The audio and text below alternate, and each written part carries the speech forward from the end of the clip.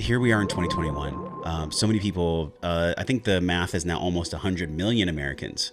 They're either bankrupt or they've lost all their savings. Like financial stressor is a big one. It is a Yeah. big one. And honestly, I think it's one of the biggest wounds in our collective society that's in the process of being healed by cryptocurrency and things like this. That's why they're coming up. But the practical strategies for people to use in this climate, this literally fire and brimstone is what it feels like. I mean, we're in like it almost feels like a biblical time in some way. Do you feel this? And can you go through at least some of the practical strategies for people to navigate this rough ocean? Yeah, I absolutely relate to what you're talking about, and I think this feeling of uncertainty, and I'm glad you talk about the financial stress because, the people that are doing fine, they point to the stock market and they say, what financial stress? Sure. And then everybody Sure. else points to the fact that they don't have a job, or that they're underemployed, or that they're working 3 different jobs to try to just Or they're being make ends forced to meet. close their business, Yeah, yeah. right? All I these mean, business, like these restaurateurs who didn't know that this thing was going to go on, so they just pour their life savings in. And they're like, if I can make it one more month, they're done. now they're all going bankrupt. So all of this.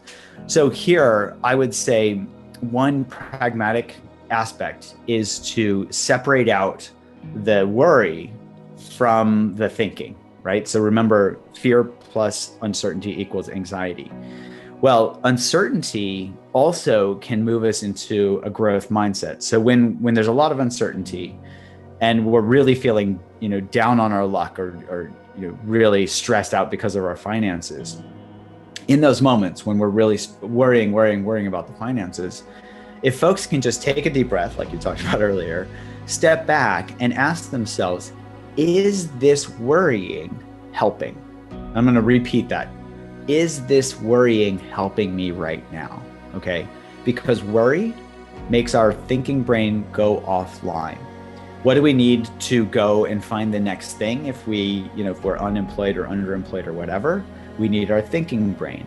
What do we need to do in today's age? We need to be able to think beyond our narrow sense of what we used to do, because the world has changed a lot. It has had this seismic shift that's never going to go back. And we don't even know what that's going to look like.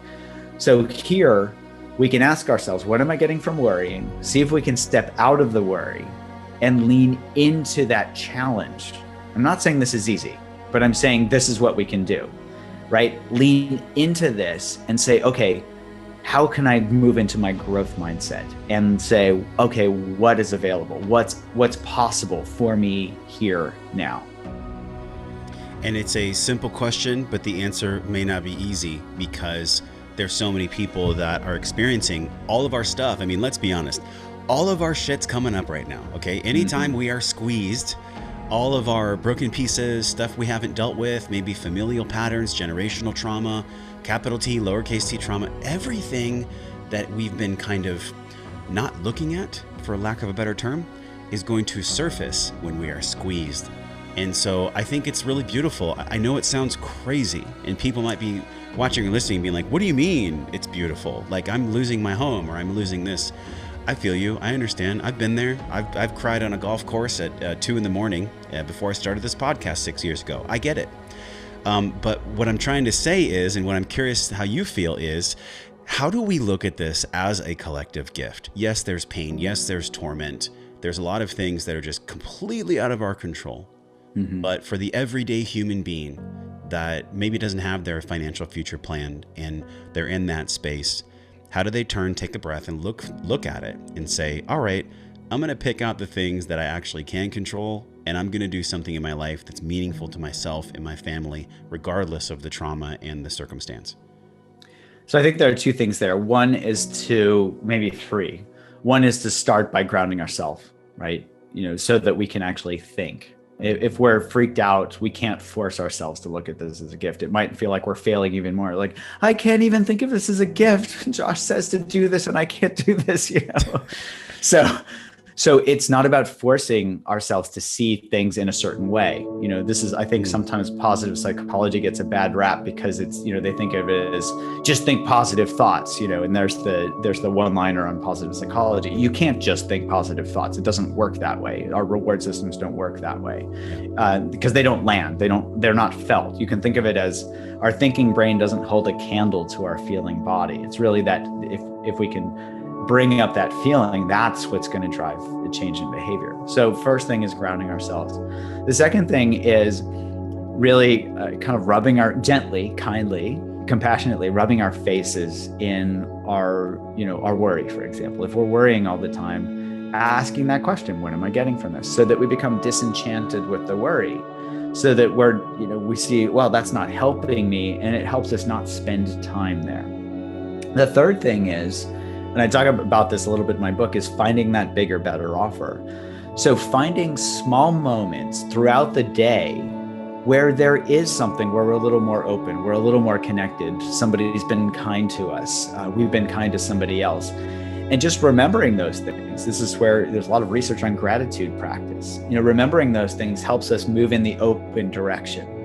And so here I would say anything that helps us open. So kindness and curiosity are my two favorites, right? Anything that helps us open helps us see what we have right in front of us as a gift.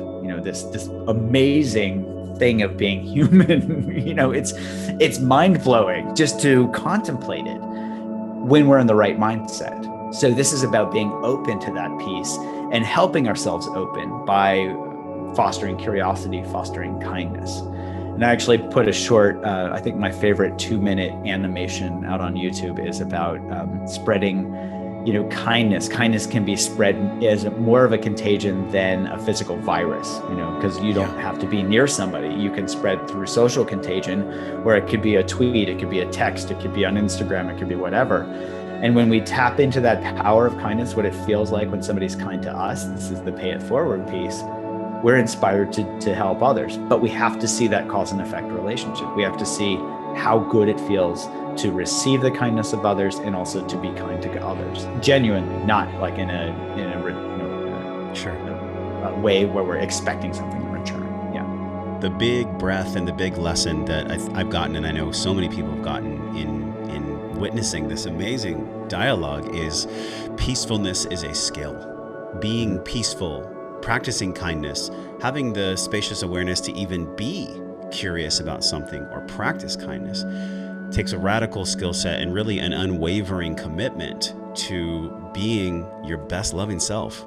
And people could say that we're sitting around a fire singing Kumbaya. No, I'm talking about like real practical everyday living that is going to allow us to live our lives well.